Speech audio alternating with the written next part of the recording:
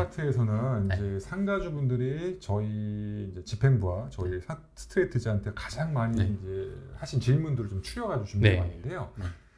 이 질문에 대해서 변호사님께서 좀 답변 좀 깔끔하게 부탁드립니다. 네, 알겠습니다. 첫 번째 질문입니다. 상가 재건축도 정비구역 지정된다고 하던데 도정법으로 해야겠죠? 라고 말씀하시는 분들이 많이 계세요. 그러니까 이 질문이 무슨 질문이냐면은 정비구역이 저희가 지금 해제가 됐잖아요.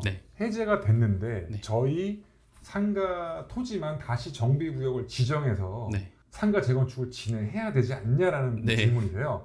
앞서 변호사님께서 설명을 자세히 해주셨는데 간략하게 하나만 좀 부탁드리겠습니다. 네, 알겠습니다.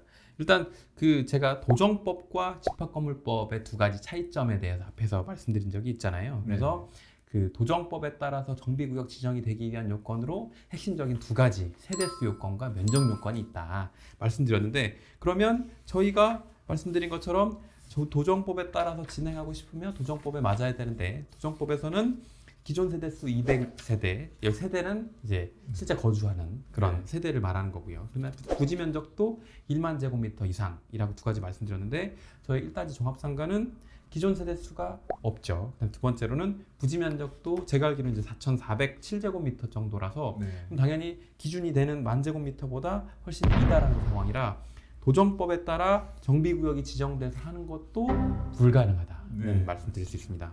제가 다시 한 번 설명드리지만 이 이제 도정법으로 진행할 수 있는 정비구역 지정하는 기준 조건 변호사님 설명해 주신 거는 변경이 안 될 거예요. 그러니까 왜냐하면 이걸 바꾸면 도정법 취지 자체가 무색해지기 때문에 이거는 그대로 계속 유지가 될 겁니다.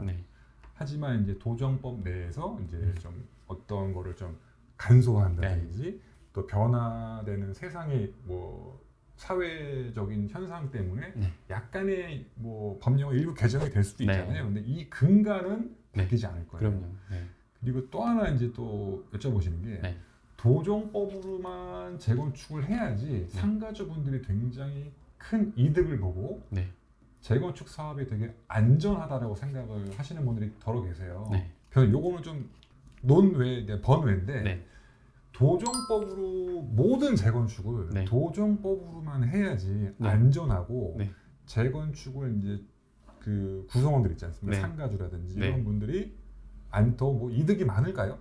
이건 당연히 아니죠. 그러니까 말씀드린 것처럼 도정법의 근본적인 취지는 주택을 새로운 아파트를 짓는 데 있어서 어떤 그 새롭게 만들어진 법률이고 따라서 여기에서 도정법에 따라 상가 재건축이 되면 상가주들한테 더 이익이 많다? 이것도 이제 법률상의 근거나 기타 실정에는 전혀 맞지 않는 내용이고요. 집합건물법 역시 집합건물법의 적용 범위가 당초부터 뭐 상가나 오피스텔이나 이런 것을 전제한 집합건물법에서 얘기하는 하나 제가 말씀을 드리면 집합건물법의 적용 범위 제일 처음 1조에 보면 뭐라고 되어 있냐면 집합 건물의 관리, 그러니까 건물 일반적으로 아시는 그 등기는 건물 등기, 토지 등기 두 개가 따로 있는 것들이에요. 그런데 그게 아니라 집합 건물 등기라는 거, 그러니까 뭐 상가 큰 호실별로 구분되어 있는 상가라든지 아니면 호실별로 구분된 뭐 아파트라든지 뭐 오피스텔이라든지 이런 것들을 어떻게 규율해야 될까는 고민해서 만들어진 법률이 집합건물법이고, 따라서 집합건물법에 따른 재건축이 진행될 경우에 상가 소유자분들에게 더 해가 된다? 이거는 전혀 근거가 없는 잘못된 얘기로 볼 수 있죠. 그리고 도정법은 이제 저희 나라의 특수성인데 아파트가 많잖아요. 그렇죠. 뭐 1000세대, 800세대, 2000세대 이런 아파트들이 많은데 이제 예전에 이제 저희 이제 산업이 막 커지면서 어떤 아파트들이 낡고 헐어서 새로 지어야 되잖아요. 그렇죠. 근데 너무나 많은 구성원들이 있다 보니까 잘못되면 이 전체 구성원들이 큰 피해를 볼 수가 있잖아요. 그 나라에서 그걸 방지하기 위한 법을 만든 게 도정법이잖아요. 네, 맞습니다. 공익성을 띠고 좀 더 국가에서 야 이거는 이렇게 해야지 이 시행 주체들이 그러니까 조합원들이 안전해지기 때문에 이런 법안을 만든 거 아닌가요? 네, 맞습니다. 그래서 그 정확히는 도정법의 규정 그 목적은 종전의 재건축과 재개발과 관련해서 산재되어 있던 법률을 하나로 모으고 거기에 따라서 이제 뭐 관리 처분이라든지 그런 법의 효력을 정리하기 위해 만든 법률이기 때문에 뭐 거기에 따라 해야지만 안전하다는 것은 전혀 그 법의 목적이나 규율 대상이나 이런 걸 오해한 내용으로 알 수 있습니다. 부연설명 한 가지만 더 드리면 뉴스를 간혹 보게 되면 네. 뭐 소규모 재건축, 네. 지방에 있는 지역 주택 조합 사업에 이제 뉴스에 간혹 나옵니다. 네. 뭐 망했다, 네. 시행자가 부도내고 도망갔다, 네. 조합장이 어떻게 했다 네. 이런 것들이 많이 나오는데 그거는 집합건축물법 도정법의 적용 문제라기보다는 네. 사업 규모의 차이가 커요. 그렇죠. 네. 작고 열악하고 사업성이 안 나오는 데가 이렇게 될 확률이 높은 거고요. 그 다음에 어떤 부작용들, 뭐 시행사가 돈 먹고 도망갔다더라 네. 이런 거는 논외로 하겠습니다. 네. 그럼 여기서 저 하나만 네. 더 부가해서 말씀드리면, 네. 그러니까 이걸 또 오해하실 수 있을 것 같아요. 네. 막 그 인터넷 같은데 보시면 막 지역주택조합, 그래서 네. 지역주택조합에서 뭐 사업이 진행이 안 되고 뭐 조합장이 어떻게 되고 이런 것들 보신 적이 있을 텐데, 네. 지역주택조합은 근거 법률이 뭐냐? 네. 지역주택조합은 주택법에 근거를 하고 있습니다. 네. 그러니까 여기에서 말씀하시는 뭐 집합건물법에 따르면 뭐 사업이 불안하다는 것도 또 법률이 도정법, 집합건물법, 주택법 또 근거 법률이 다 달라요. 그러니까 이 부분에 대한 부분도 또 오해가 있으신 거로 그래서 정리하겠습니다. 결론만 추려드리면 저희 상가는 도정법으로 재건축을 할 수 없습니다. 네. 이 점 명심 부탁드립니다. 네. 다음 질문 드릴게요. 다음 질문은 1단지 아파트와 네. 차량 진출입로를 공동으로 사용해야 저희 상가 재건축에 이득이지 않나요? 라는 질문이 있었습니다. 네. 이것도 제가 들은 지 한 2년이 됐는데요. 네. 초반에 이 질문이 왜 나왔냐면은 저희가 이제 제가 이 공동시행사가 되기 전에 네. 아파트와 재건축을 같이 했을 경우에 네. 그러니까 할 때부터 나온 얘기인데요. 네. 그 최초에는 제가 알기로 아파트와 상가가 네. 차량 진출입로, 주차장 출입로를 같이 공동으로 쓰는 계획이 있었습니다. 네. 근데 이제 뭐 부득이하게 재건축을 저희가 못하게 되면서 네. 아파트는 이미 아파트 전용 그 차량 출입로가 개설이 됐고요. 저희는 없는 상태예요. 네. 근데 이 부분에 대해서 현재 다시 이거를 공사를 해서 네. 같이 쓰는 게 우리한테 이득이지 않냐라고 질문을 많이 해주세요. 네. 그리고 또 이거를 놓고 저희가 이제 2020년도에 네. 1단지 그 재건축 조합 가서 좀 논의를 많이 했어요. 제가 네. 조합장님하고도 많이 얘기를 했었고 조합장님도 이거에 대해서 도와주시려고 많은 노력을 하셨는데 일단 사업 시기상으로 이거를 협의 자체가 힘들었었어요. 왜냐하면 1단지 아파트는 그때 공사가 다 끝나고 준공이 이제 직전인 상황이었고 저희는 아직 시작도 안 한 상태였단 말이에요. 너무나 그 협의 대상 자체가 처해진 상황이 너무나 달랐잖아요. 협의 자체가 힘든 상황이었어요. 네.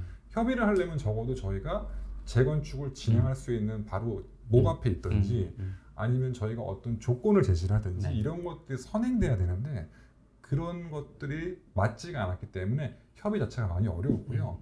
그리고 개인적으로 저희 회사는 어떻게 보고 있냐면은 상가 전용 차량 출입구를 단독으로 개선하는 게 저희 상가한테 훨씬 더 도움이 된다고 보고 있습니다.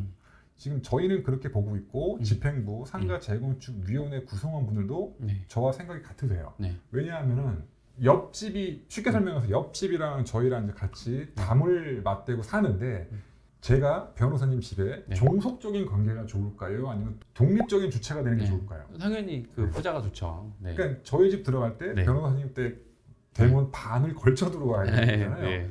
그럼 나중에 변호사님이 이사를 가지고 다른 분 나쁜 분이 오셔서 당신 우리 집 이제 더 이상 쓰지 마. 그럼 저는 들어올 수가 없잖아요. 저희 집에요.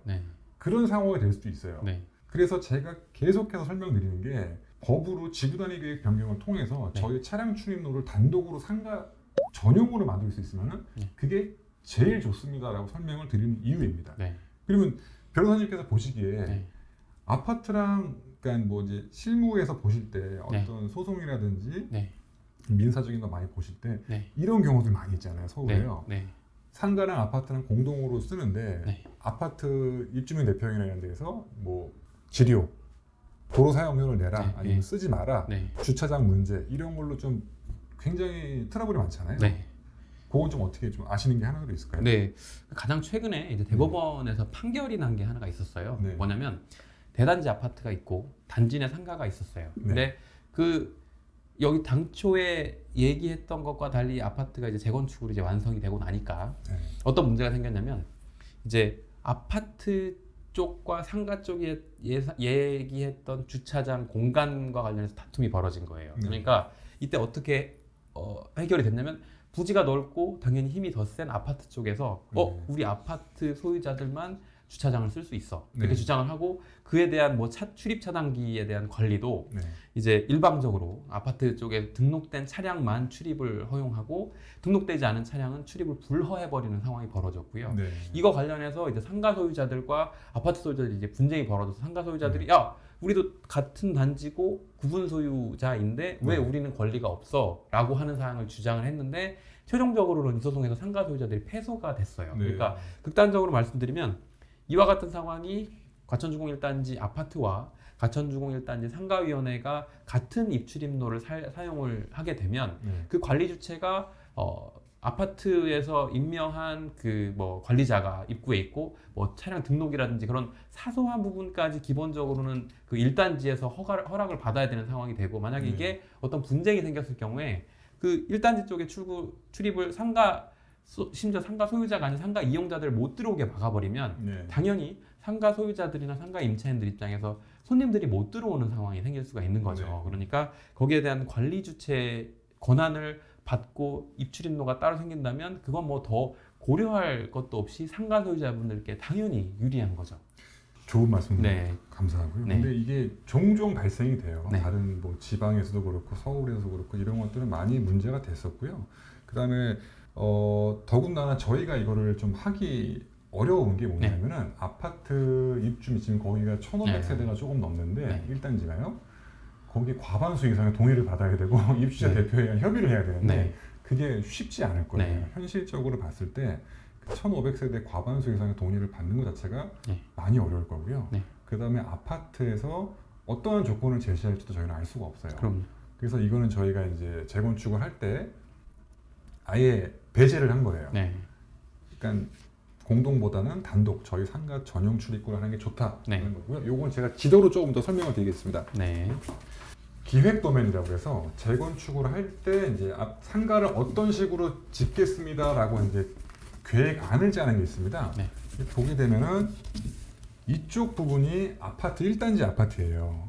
여기가 관문대로고 여기가 이제 내정로길 그 보행자 전용 도로입니다.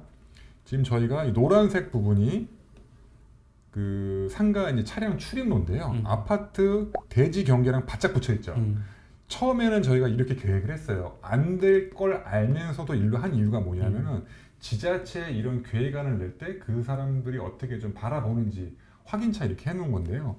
왜 안 되냐면은 그 여기 바로 앞에 초록색 부분으로 되어 있는 데가 횡단보도예요. 1단지 아파트 차량 출입로 바로 옆에 보행자 횡단보도가 있습니다. 횡단보도를 옮길 수는 없어요. 과천시에서도 불허한다는 답변을 들었고요. 그러니까 지금 도로교통법상에 보게 되면은 이것도 저희가 2020년도에 변호사님하고 엄청 논의를 많이 했던 건데 횡단보도에서 무조건 차량 출입로나 이런 거는 10m 이격을 시켜야 됩니다. 그래서 그렇게 되면은 어차피 이쪽에 같이 쓸 수도 없고요. 이쪽으로 낼 수가 없어요. 그렇게 되면은 이렇게 되는 거죠. 횡단보도 끝점에서 10m를 이격하면은 저희 상가 전용 출입로가 이쪽에 위치가 되는데 조금 안 좋다고 볼 수 있는 게 뭐냐면은 그러니까 뭐 완전 불행한 건 아니지만 조금 저희한테 그래도 아쉽다라고 하는 거는 저희가 이제 도로에 접한 면이 한 면밖에 없는데 거기에 가운데 들어오는 거예요. 출입로가 보기에 이렇게 이쁘진 않겠죠. 근데 하지만 이렇게 되어 있는 상가들이나 건물들도 굉장히 많이 있고요. 이거는 얼마든지 건축 그 설계 디자인으로 해결할 수가 있는 부분이에요. 이거를 한다고 해서 저희한테 뭐 건폐율이 줄어든다든지 용적률이 줄어든다든지 이런 불이익은 전혀 없어요. 그래서 이거는 선택이 아니라 그냥 필수입니다. 이게 안 되면 재건축도 어려워요. 그렇죠. 그리고 보시게 되시면 상가 바로 아파트 진출입로 옆에 붙어 있는 이 횡단보도 이것 때문에 같이 출입로를 개설할 수가 없습니다. 이쪽에 낼 수밖에 없어요. 이거는 제가 나중에 또 상가주분들한테 자세히 설명을 드릴 거고요. 이미 안내 책자 과거에 저희가 이제 이런 안내 책자를 보내드렸는데 이거는 다 받아보셨을 거예요. 이 안내 책자에도 소상히 설명이 되어 있습니다. 그래서 앞으로 이 문제에 대해서 혼선 없으시길 좀 부탁드리겠습니다.